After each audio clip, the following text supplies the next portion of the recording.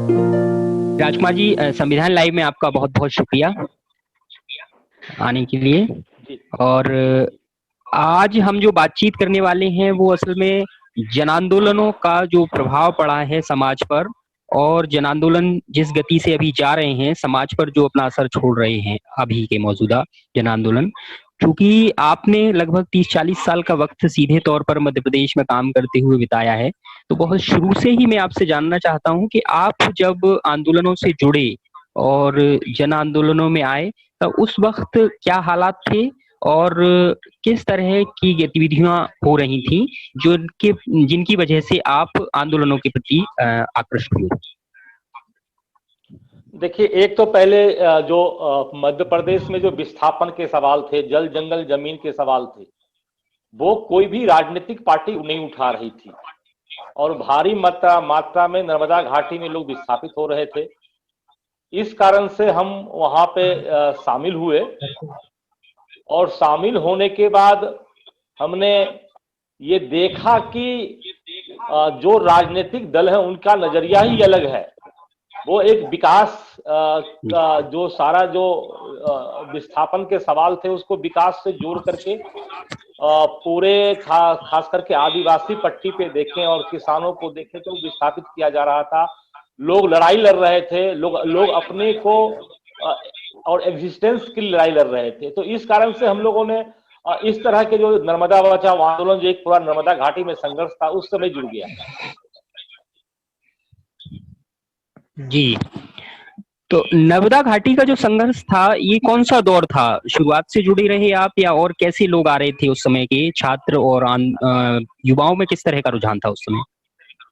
देखिए, ये लड़ाई तो 85 से शुरू होती है, लेकिन हम लोग 90 के दशक में, 90 जो खास करके लास्ट जो 80 के दशक के लास्ट और से हम जुड़े थे।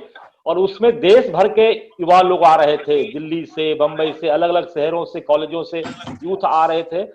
तो उन यूथ को तो एक जो ये राजनीतिक दल थे, यहाँ तक कि वामपंथी आंदोलन के लोग भी यही कहते थे कि ये पर्यावरण के लिए लड़ने वाले लोग हैं, फूल पत्ती के लिए लड़ने वाले लोग हैं। लेकिन ये एक भी विशुद्ध आजीविका की लड़ाई थी, लोगों के लाइवलीहुड का भी सवाल था, डिस्प्लेसमेंट के सवालों को। तो उस कॉन्टेस्ट में जो हमारे प्राकृतिक संसाधन जो खत्म हो रहे थे उसकी बड़ी लड़ाई थी।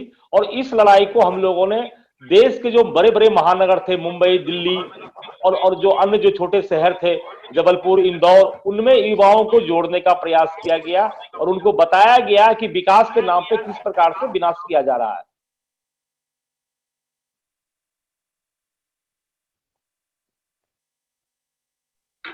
तो राजकुमार जी, जो विकास और विनाश की जो परिभाषा थी उस समय, वो अब तीखी हो गई है।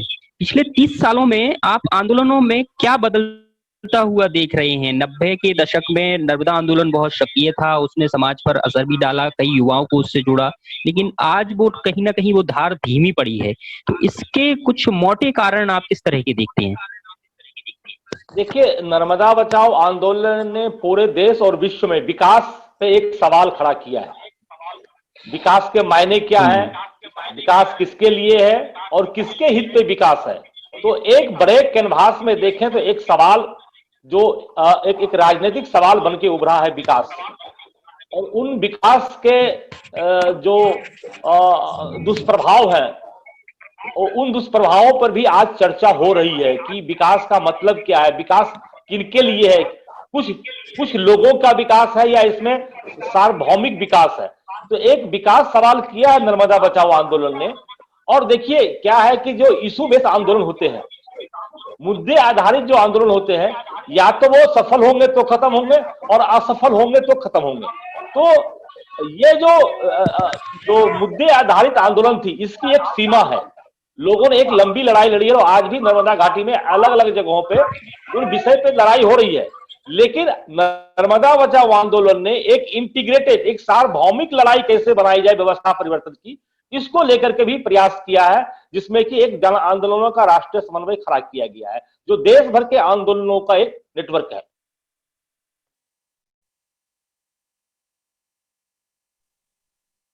जन आंदोलनों के जो नेटवर्क की आपने बात की है, एनएपीएम एक बड़ा हमारे समय की घटनाक्रम है और उसने एक बड़ी ताकत दी लड़ाइयों को। लेकिन इसके साथ में एक सवाल ये भी उठता है कि ये एनएपीएम उस ढंग से काम नहीं कर पाया, समन्वय में कुछ दिक्कतें आई हैं।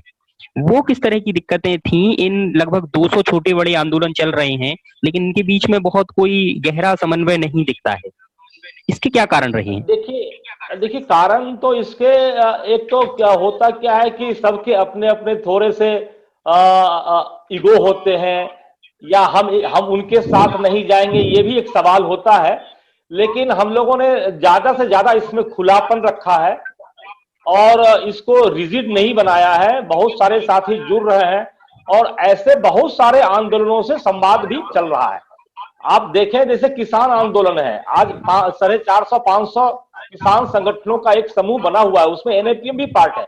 एनएपीएम ने ये कभी नहीं कहा कि हम ही सबसे बड़े हैं और आपको हम में शामिल होना है। एनएपीएम ने जहां पर एक बड़ा जैसे लैंड एक्विजिशन भूमि अधिग्रहण कानून को लेकर देश में लड़ाई चला, भूमि अधिकार आंदोलन चला, उसमें वामपंथी राजनीति से लेकर के जो जन आंदोलन थे सब में हम लोग फिर पार्टनर भी बने। उसमें ऐसा नहीं है कि केवल हम जो नेटवर्क है तो उसी नेटवर्क में आएंगे तभी हम मानेंगे। हमने बहुत सारे नेटवर्कों का भी नेटवर्क बनाने में शामिल रहे हैं। जी, आपने वही अच्छी बात की, नेटवर्कों का नेटवर्क बनाने की प्रक्रिया रही है। मध्य प्रदेश में भी ऐसी तमाम कोशिशें हुई हैं विस्थापन को लेकर, या फिर जनसंघर्ष मोर्चा बना, जब सुनील भाई थे उस समय पे बड़ा काम हुआ। एनएपीएम अपने ढंग से काम कर ही रहा है, अभी पिछले दिनों एमपीडीआरएफ भी बना है। तो मध्य प्रदेश में नेटवर्किंग का काम भी बहुत होता रहा है, लेकिन कोई सिरे से ऐसी कोई बड़ी ताकत के तौर पे सामने क्यों नहीं आ पा रहा है, ये पहली बात। दूसरी बात, इसमें मुझे जो लगता है, आपसे खासतौर पे जानना चाहता हूं कि क्या संगठनों को एक मंच पर लाने की जो कवायद है उसमें सवालों की कमी रही है, मुद्दे अलग अलग रहे हैं इसलिए वो छिटके रहे हैं, एक कोई कॉमन मिनिमम एजेंडा नहीं बन पा रहा है, ऐसी कोई वजह है क्या? देखिए क्या है कि जनसंघर्ष मोर्चा एक समय में, जब 90 के दशक में सुनील भाई थे और हम लोग भी उसके पार्टनर थे, तो एक बड़ा संघर्ष मध्य प्रदेश में खड़ा हुआ। लेकिन काफी दशकों बाद उसमें बिखराव भी आया अलग अलग तरह के, और कुछ साथी कुछ राजनीतिक दलों में चले गए, सुनील भाई का देहांत हो गया और इस प्रकार से उसमें काफी टूटन आया। अभी जो वर्तमान में आप जो कह रहे हैं कि एनएपीएम भी है, एमडीआरएफ भी है ना, मध्य प्रदेश जो ये तो इशू बेस्ड आंदोलन खड़े हुए हैं, है ना, डेमोक्रेटिक जो फ्रंट है उस पे, और उन्होंने सीए एनआरसी को लेकर के एक बड़े सवाल को खड़ा किया है, इसमें दो मत नहीं है। और जो इशू, और हम लोग भी उसमें पार्टनर है, हम एनएपीएम में भी हैं और उधर भी हम लोग हैं, क्योंकि हम मानते हैं कि सभी मुद्दे हमारे हैं और ये हम इससे कोई अलग नहीं है और कोई वैचारिक मतभेद नहीं है। हाँ, कुछ सीमाएं जरूर है कि हम ग्रामीण अंचलों में काम करते हैं, कुछ शहरी मुद्दे ऐसे उठे जिसको लेकर के, लेकिन हम लोगों ने उस मुद्दे को अपने ग्रामीण अंचलों में भी सवाल उठाया कि क्या है सीए एनआरसी, पर्चे को बांटना, ये करना। तो हमारी एक दूसरे के साथ कंपटीशन नहीं है, हम जो है सो एक तरह का कॉम्प्लीमेंट्री रोल अदा करते हैं। जहां पे हमारी भूमिका अधिक होगी वहां पे हम ज्यादा भूमिका अदा कर पाएंगे, जहां पे हमारी उस तरह से सशक्त आवाज हम नहीं पहुंचा सकते हैं तो हम प्रतिनिधि के रूप में शामिल होंगे। लेकिन कहीं पर कोई अंतर विरोध नहीं है इस पूरे, अगर आप देखें तो बहुत सारे जो ऐसे साथी हैं जिनके साथ हमारा लगातार, हम लोगों का लगातार संवाद भी होती रहता है, बातचीत भी होती रहती है, लेकिन अलग अलग तरह के, जैसे बहुत सारे से हमारा नर्मदा घाटी की लड़ाई है, चुटका परमाणु विरोधी संघर्ष समिति की लड़ाई है, आदिवासी के जल जंगल जमीन की लड़ाई है, उसमें हमारी व्यस्तता ज्यादा होती है। लेकिन जो साथी शहरों में है, जो सांप्रदायिकता के सवाल पे लड़ाई लड़ रहे हैं या अन्य मुद्दों पे लड़ रहे हैं, तो उससे हमारा, उनका समर्थन हमारा होता है और हम उनके साथ लगातार संवाद में बने भी रहते हैं। राजकुमार भाई, ये एक दूसरे से समन्वय और संवाद बहुत अच्छी बात है और चल भी रहा है ये, लेकिन कहीं ना कहीं एक कमी ये देखने को मिलती है कि जो ये संघर्ष हैं और लड़ाइयां हैं जनता के मुद्दों पर हैं, लेकिन जनता तक उस ढंग से नहीं पहुंच पाती हैं। खासतौर पे इसमें मैं जो बात कहना चाह रहा हूं कि मध्य वर्ग और मीडिया दोनों के बीच में ये सवाल उस ढंग से नहीं आते हैं जितने बड़े पैमाने पर उन्हें आना चाहिए। इस पर आपका क्या कहना है और क्या इसको लेकर कोई चिंताएं हैं? नहीं, आपका बिल्कुल सही कहना है कि हमें, हमारी ही कुछ कमी है जो हम सबसे सबको इंगेज नहीं कर पाते हैं, जैसे कॉलेजेस में जाना, हमारे जहां मध्यम वर्ग के लोग हैं उन तक हमारी बातों को पहुंचाना। तो इसमें हम मानते हैं कि हमारी ही कमी है, हमारे साथी कम पढ़ते हैं क्योंकि उनकी अपनी व्यस्तताएं हैं, क्योंकि आंदोलन आपको बहुत खींचता है अपने कामों में, है ना।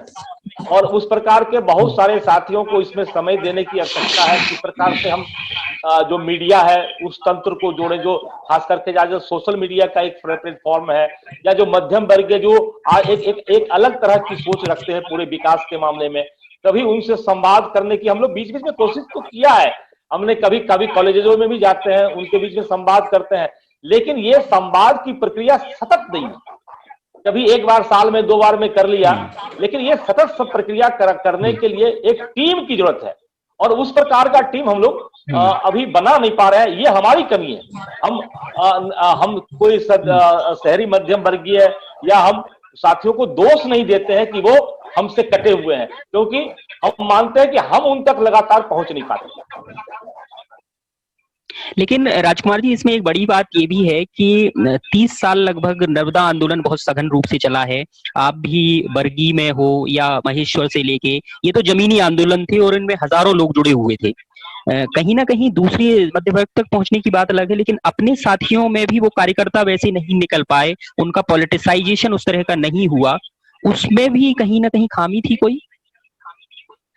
हाँ, मैं स्वीकारता हूं कि जिस प्रकार का हमको पॉलिटिकल एजुकेशन चलाना चाहिए था, है ना, चलाया भी है उसमें, लेकिन मैं एक बार फिर बार बार कहता हूं कि आपको आंदोलन के कार्यक्रम इतना आपको खींचते हैं कि इस प्रकार का जो काम है, जो बौद्धिक का काम है, वैचारिकता का काम है, वो कहीं ना कहीं पीछे छूट जाता है। तो हमें लगता है कि जन आंदोलनों को इसको संतुलित जरूर करना चाहिए, क्योंकि इसमें अगर हमारे सेकेंड लाइन लीडरशिप अगर खड़ा नहीं हुए तो वो आंदोलन फिर वहीं खत्म हो जाते हैं।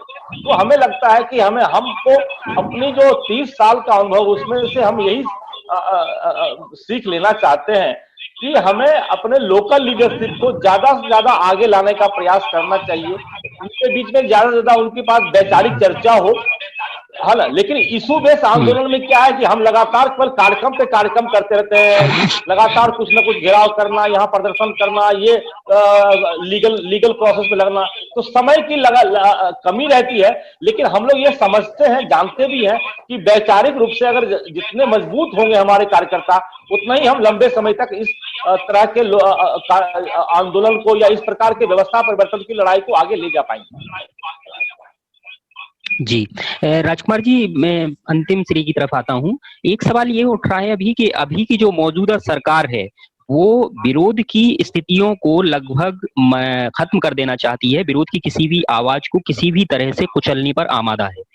ऐसे में आप क्या देखते हैं, मध्य प्रदेश में जो आंदोलन सक्रिय हैं, खासतौर पे जबलपुर मंडला के इलाके में, सिंगरौली के इलाके में, और आप लगातार वहां पे सक्रिय रहती हैं, उन आंदोलनों के सामने अभी बड़ा सवाल क्या है? सरकार से निपटना या फिर जनता के साथ उनका सघन संवाद, या फिर ये दोनों कैसे एक दूसरे से जुड़े हुए हैं? देखिए, सरकार एक तरह से पूरा कॉर्पोरेट के हित में सारे निर्णय लिए जा रहे हैं। इस कोविड काल में आपने देखा कि कैसे श्रम कानून में बदलाव किया गया है, कैसे सारे चीजों को, अभी जंगलों को निजी निवेशकों को देने की बात हुई है। तो अब सरकार तो पूरा कॉर्पोरेटीकरण और बड़े पूंजीपतियों की, उद्योगपतियों के लिए काम कर रही है। अब इसमें यही है कि हम लोग कैसे जनता को तक पहुंचे, कैसे जनता को गोलबंद करें। इसका एक ही तरीका होगा, जब तक जनता गोलबंद होकर के आवाज नहीं उठाएगी तब तक इस लड़ाई को हम बहुत लंबे तक नहीं खींच पाएंगे। और सरकार जो है सो इसको कुचलने पे आमादा तो है ही, जैसा आपने कहा कि सभी जो विरोध की आवाज है उसको अनसुना करती है, जबकि लोकतांत्रिक व्यवस्था में सरकार को हर तरह की बातों को सुनने का। लेकिन यहाँ तो इतने सालों में शिवराज सिंह चौहान ने कभी नर्मदा बचाओ आंदोलन से एक संवाद नहीं किया आज तक। 15 साल शिवराज सिंह चौहान रहे, लेकिन हम लोगों ने लगातार भोपाल में दस्तक दिया, प्रदर्शन किया, लेकिन कभी उन्होंने चर्चा के लिए नहीं बुलाया। तो ये जो वर्तमान सरकार है उसको चर्चा या ये पहले ही वो मानते हैं कि ये विकास विरोधी है, ये हमारे विरोधी है। तो इस तरह का चीजों के लिए यही है कि हम ज्यादा से ज्यादा जनता को गोलबंद करें, उनको इन बातों को समझाएं कि इसके दुष्परिणाम क्या होने वाले हैं। और हम लोग इसी प्रयास में लगे हुए हैं लेकिन हम लोग कम पढ़ते हैं, ये बात हम स्वीकार करते हैं। जी जी। अब आखिरी सवाल मेरा, अभी मौजूदा निजाम के खिलाफ दिल्ली में जो किसान आंदोलन चल रहा है उसे एनएपीएम का सपोर्ट हासिल है, लेकिन क्या मध्य प्रदेश में उस तरह का कोई आंदोलन या उसके सपोर्ट में कोई धरना या प्रदर्शन इस तरह की कोई योजना है, या आगे इसको किस तरह से सपोर्ट जमीनी स्तर पर दिया जाएगा?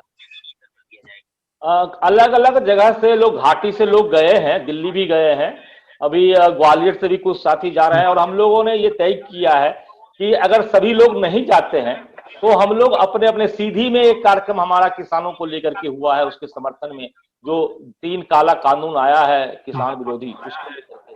तो हम लोग कोशिश करेंगे कि हम लोग अगर दिल्ली नहीं पहुंच पाते हैं, कोरोना काल है, लोगों की अभी किसानी का भी ज्यादा काम है, तो क्या हम लोग अलग अलग जिलों में एक सांकेतिक रूप से धरना, प्रदर्शन, ज्ञापन देने का कार्यक्रम जरूर करेंगे। जी, बहुत बहुत शुक्रिया राजकुमार जी। संविधान लाइव आपको लगातार इसमें अपडेट करता रहेगा, और हमारी ये कोशिश है कि जन आंदोलन जो भी चल रहे हैं उनकी जो अपडेट्स है वो लगातार छोटे पैमाने पर ही सही लेकिन लोगों तक पहुंचाते रहें। आपका बहुत बहुत शुक्रिया। शुक्रिया।